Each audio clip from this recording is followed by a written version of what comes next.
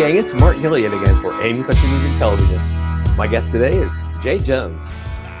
We're welcoming an artist who's shaking up the country music scene with a hard-hitting sound that would remind you of a Leonard Skinner or a 38 Special. But he still has the twang, he's got the grit, and he has the chops to call it country. He calls it Headbangin Country. And before the hour's out, I think you'll agree. Jay Jones is here, and we'll be diving into his latest release, Dig a Hole. So let's get him in here right now to talk about what might just be your new favorite song. Jay Jones, welcome to your new favorite song.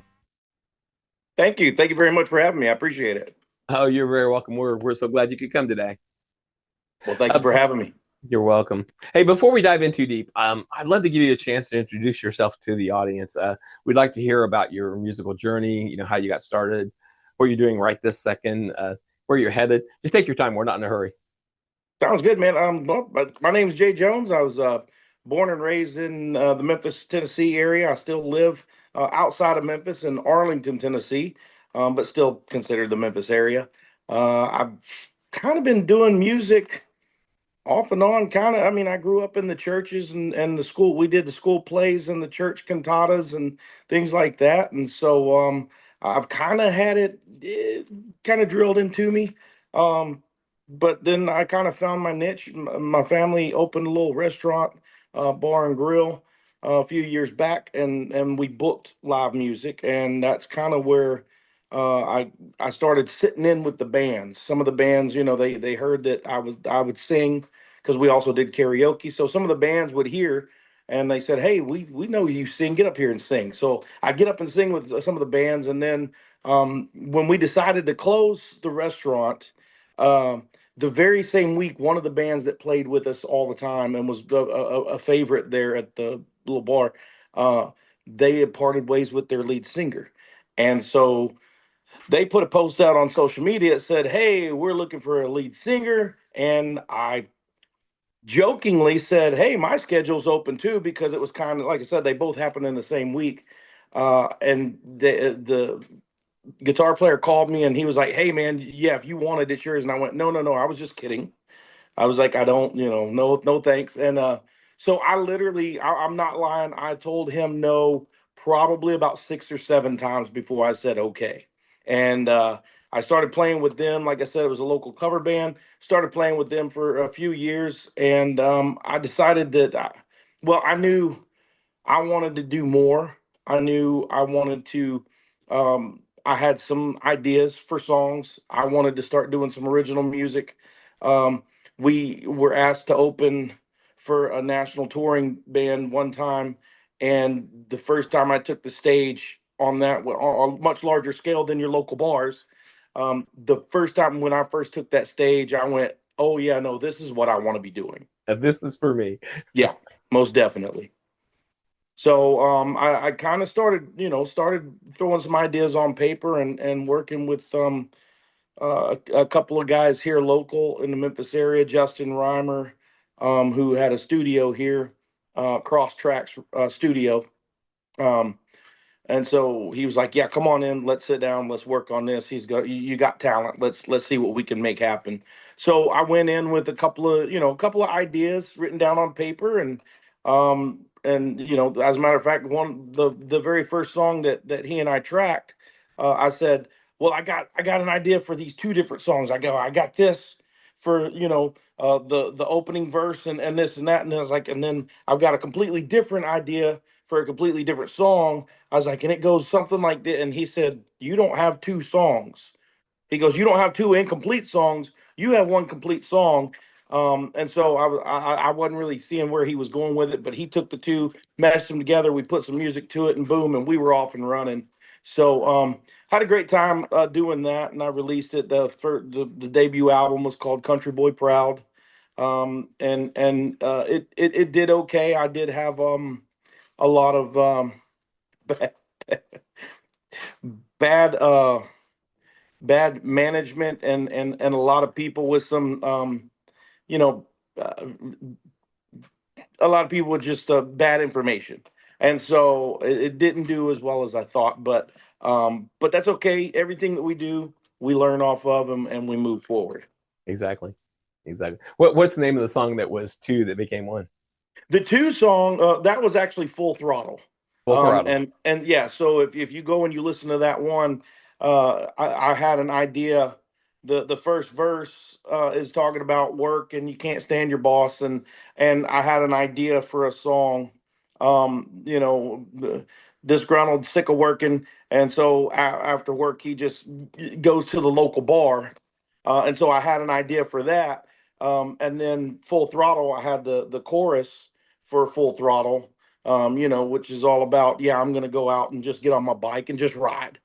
But when he kind of looked at the lyrics and everything, he said, nah, no, no, no. He goes, it's the same song. So That's why you want a good producer.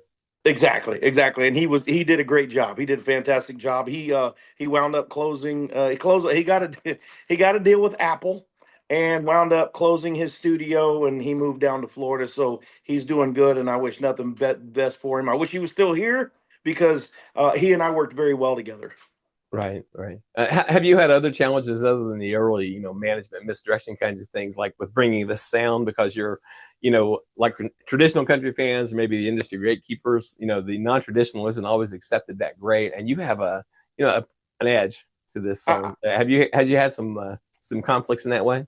I've definitely run into some conflicts, people, because uh, when I talk to people, I interview with people and stuff like that. They go, so what are you? You're not country, but you're not rock, and so I coined it headbanging country music because it's my take on a modern day southern rock. Um, and so yes, it's been I've had some challenges. I've had a lot of challenges. Some of the, like you said, the contemporary country people won't accept me. Some of the rock people won't accept me, and that's fine. I've had the opportunity to, because of my music teetering on that. I've had the opportunity to open for rock bands and to open for country bands. So yeah, that first album was a little bit kind of all over the place because I was trying to find which direction I wanted to go.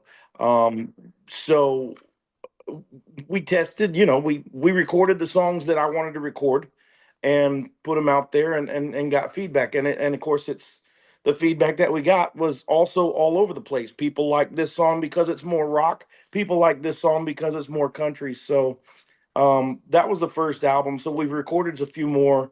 Went up to Nashville because I kind of figured, hey, I needed to lean a little bit more country.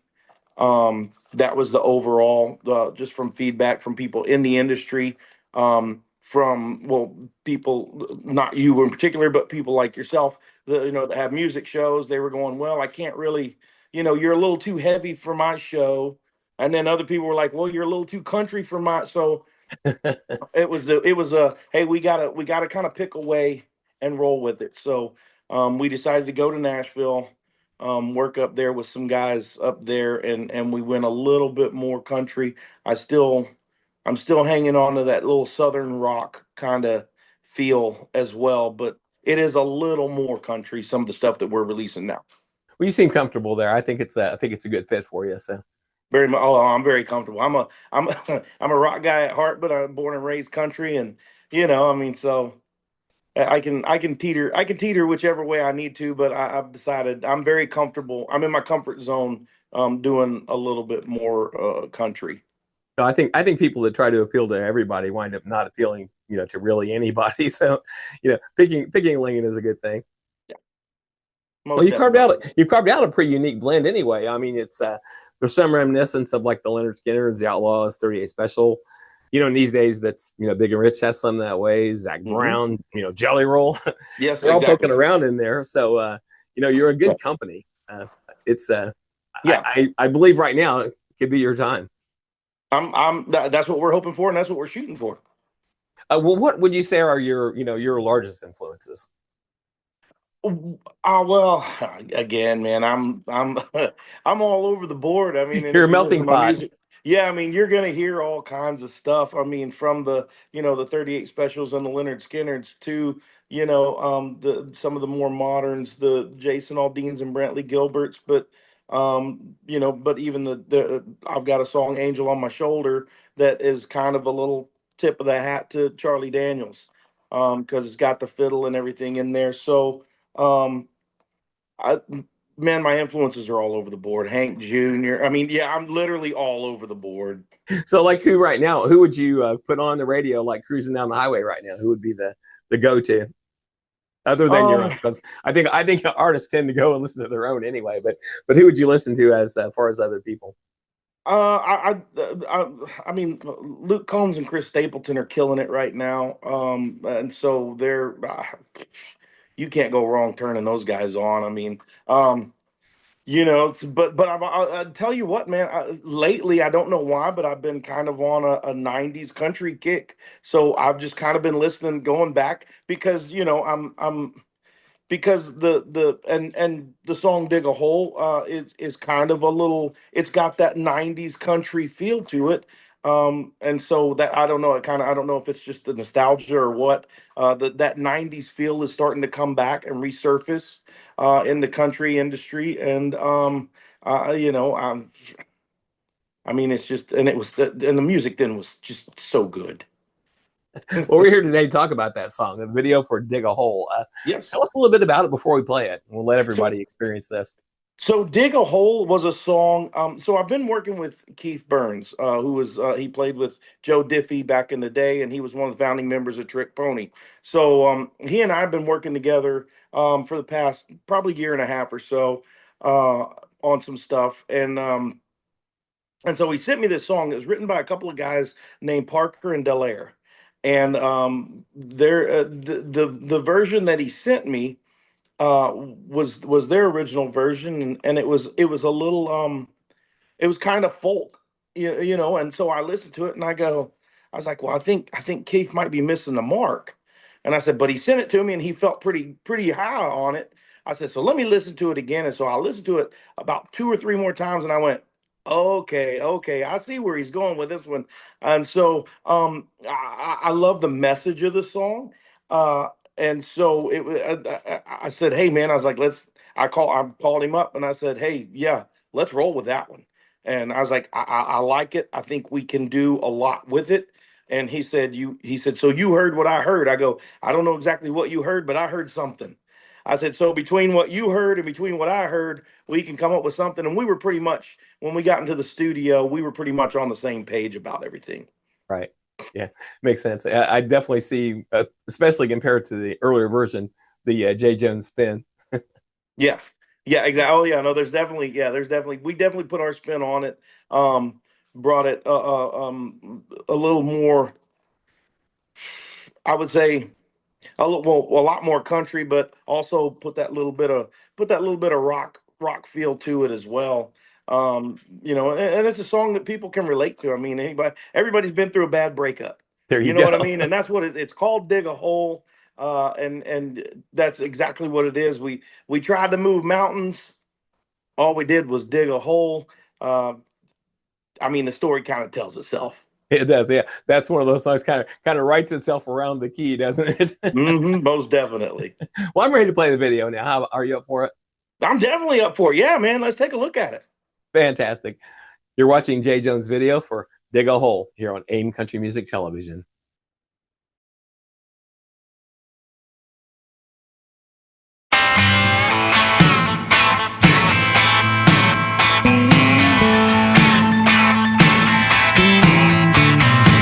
You go your way and I go mine. Maybe our paths will cross at a better time. All I know, it's time for me to go. We were gonna move mountains, but all we did was dig a hole. Oh, we did the best that we could do. It's gonna hurt me as much as it hurts you. I know. Yeah, it's time for me to go. We were gonna move mountains. All we did was dig a hole. Oh, dig it.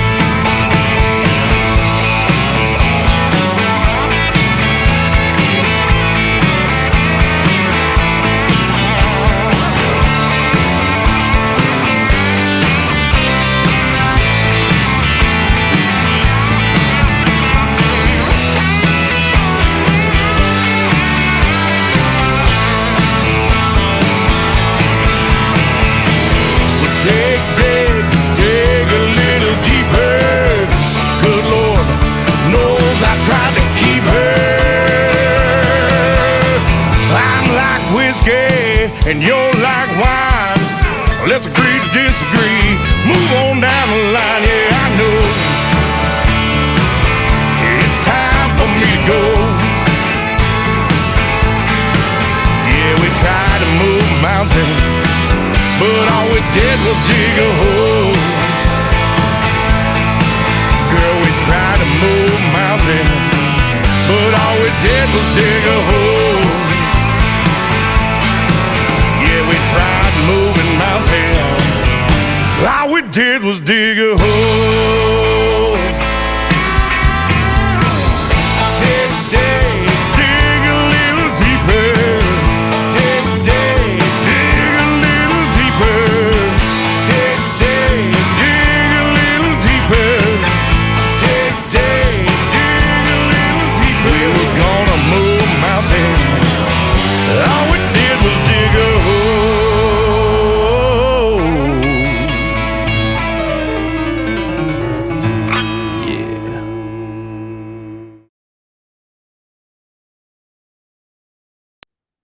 Wow, that's a great song. Awesome arrangement. It has a real intensity about it. I bet the crowd loves this one live, right? So far we've had a lot of very good positive feedback from that song. They love it. We had fun filming it. Everything about it, man. I had fun recording it. The band enjoys playing it, and you can see that when we're up on stage, you know. And of course, like I said, you know, the crowd is loving it. So it's just an upbeat, fun song. I mean, you know, most of those breakup songs or the old tear in my So beer sad. kind of thing. Yeah, they're so sad. And this is completely the opposite. This was like, hey, it didn't work out. So you go your way, I'll go mine. I'm going to go to the bar and have a good time. You know, I mean, so Is that line in that song?